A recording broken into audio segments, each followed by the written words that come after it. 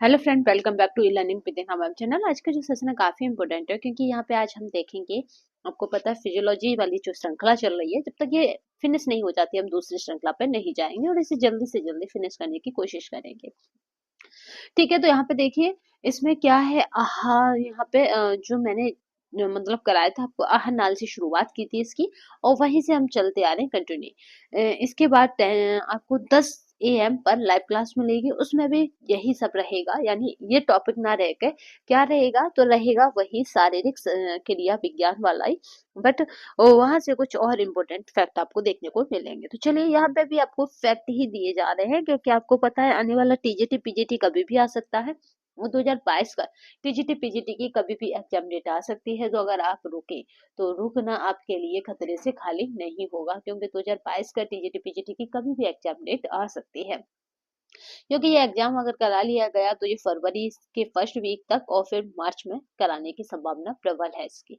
चलिए, तो यहाँ पे देखते हैं ग्रास नली अमाशय के यहाँ पे कार्डियक भाग में खुलती है। बहुत पूछा जाता है कि जो ग्रास नली होती है आपकी, वो अमाशय के या फिर कहे कहाँ खुलती है, तो कार्डियक भाग में खुलती है। ग्रास नली के द्वार पर एक पेशी का पार्ट होता है जिसे कार्डियक वाल्व कहते हैं। ठीक है, कार्डियक वाल्व का बहुत बड़ा रोल है। ठीक है, पेशी का पास होता है जिसे कार्डियक वाल्व कहते हैं। कार्डियक वाल्व भोजन को ग्रस नली में से तो अमाशय में आने देता है। यानी जो आपका भोजन है उसको ग्रास नली से अमाशय में तो आने देता है, पर अमाशय से ग्रास नली में वापस लौटने नहीं देता। ये करता है आपका कार्डियक वाल्व। अगर एलटी के डेट में पूछा जाए कि मनुष्य के शरीर में कार्डियक बॉल की भूमिका बताइए, तो आप यही सब लिख के आएंगे। उसमें उसमें बताएंगे कि कार्डियक बॉल क्या है। तो ये कार्डियक बॉल सबसे पहले बताएंगे, ग्रेसनल के द्वार पर एक पेशीय कपाट होता है जिसे हम कार्डियक बॉल कहते हैं। कार्डियक बॉल को सबसे बड़ी भूमिका ये है कि ये ग्रेसनली से तो अमाशय में आने देता है भोजन को, पर भोजन को अमाशय से ग्रेसनली में वापस नहीं लौटने देता। अमाशय की व्यक्ति में जठर ग्रंथियां पाई जाती हैं जिनमें जठर रस श्रावित होता है। जो अमाशय है उसके जो व्यक्ति है उसके में क्या होता है, जठर ग्रंथियां पाई जाती हैं जिससे क्या निकलता है, जठर रस श्रावित होता है, जठर रस निकलता है। ठीक है, जिस पे आप खुद कंट्रोल ना कर सके वहां श्रावण श्रावित आता है। ठीक है ना, श्रावण होता है यानी जिस तरह कोई चीज का बहना। ठीक है, जठर रस भोजन को पचाने में सहयोग करता है। जठर रस की खुद की क्या भूमिका है, तो वो भोजन को पचाने में सहयोग करता है। चलिए नेक्स्ट स्लाइड देखते हैं। भोजन नली की दीवारों के संकुचन और प्रसरण, यहाँ पे प्रसरण को क्रमांकुंजन गति कहते हैं। कई बार पूछा जा चुका है कि उसको क्या कहा जाता है, तो क्रमांकुंजन गति कहा जाता है। क्रमांकुंजन गति क्या है, इसकी भूमिका समझाइए। इस तरह से क्वेश्चन आपसे बन सकता है। पाचन के बाद कार्बोहाइड्रेट को ग्लूकोज में परिवर्तित कर दिया जाता है। कार्बोहाइड्रेट किस में परिवर्तित हो जाती है, तो ग्लूकोज में, इसीलिए आपको एनर्जी मिलती रहती है। अग्नाशयी रस में मौजूद एंजाइम यहाँ पे ट्रिप्सिन प्रोटीन को अमीनो एसिड में परिवर्तित कर देता है।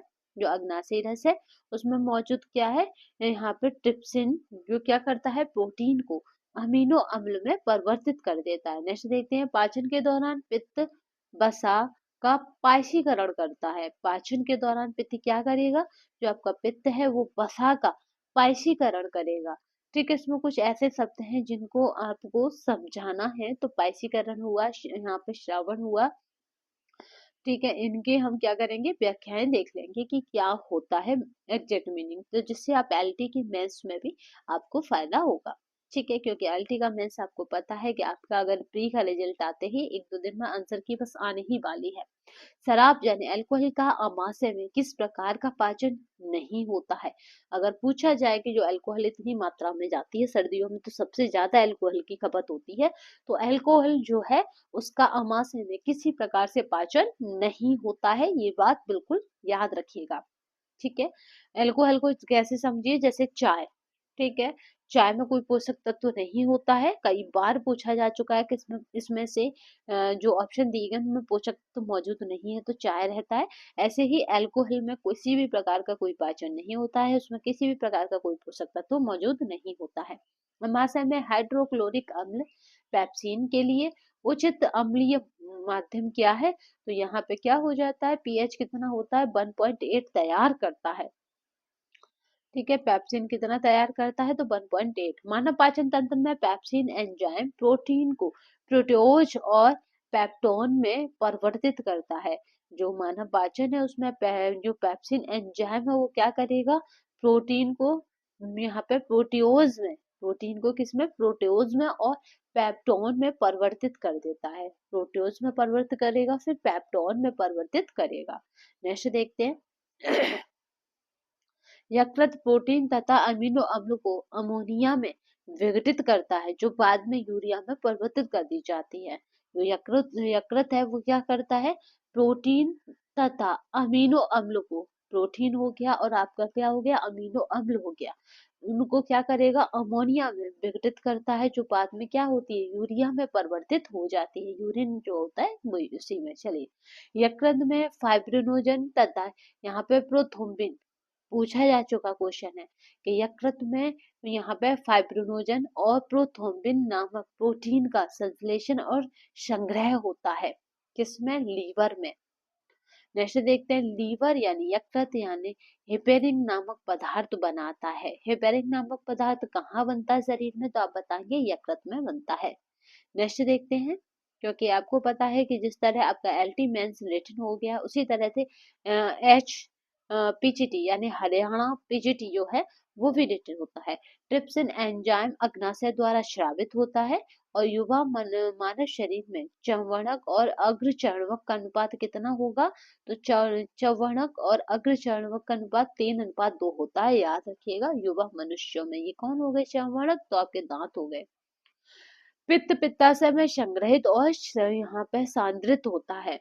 दोनों दांतों में सड़न शुरू हो जाती है जब, आपको पता है मुंह का मान कितना होगा, जब दांतों में सड़न शुरू हो जाती है, जब मुंह का पीएच कितना होता है, 5.5 से कम हो जाता है, तब दांतों में क्या हो जाती है, सड़न शुरू हो जाती है। क्योंकि आपको पता है कि दांतों में क्या पाया जाता है, गल भी बताया, तलार।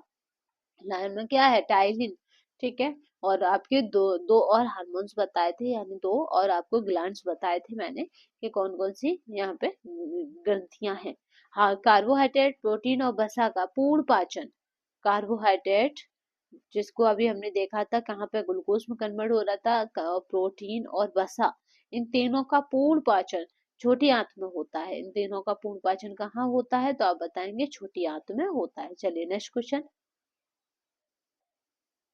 ब्रूनर ग्रंथियां पाचन तंत्र के गृहिणी में स्थित होती हैं। जो ब्रूनर ग्रंथियां हैं वो पाचन तंत्र की गृहिणी में स्थित होती हैं और वसा का अवशोषण छोटी आंत में होता है। जो वसा है उसका अवशोषण छोटी आंत में होता है। 10 बजे लाइव क्लास है, लाइव क्लास में आना मत भूलिएगा। और लाइव क्लास का शायद आपके पास मैसेज जा रहा होगा, तो उसको आप क्या करें, उसको आप पिन कर लें, जिससे कि जब भी लाइव क्लास शुरू हो तो आपके पास नोटिफिकेशन आ जाए। ठीक है, तो चलिए आज के लिए बस इतना ही। नेक्स्ट सेशन में फिर मिलेंगे, तब तक के लिए धन्यवाद। वंदे मातरम, जय हिंद। ये पीडीएफ आपको हमारे टेलीग्राम पे मिल जाएगी, तो परेशान होने की आवश्यकता नहीं है। कई बार पूछा जाता है कि जो अपेंडिक्स होती है वो शरीर के किस भाग में बनती है या कहाँ होती है, तो ये आप मुझे कमेंट बॉक्स में बताएंगे। तो आज के लिए बस इतना ही। नेक्स्ट सेशन में फिर मिलेंगे, तब तक के लिए धन्यवाद।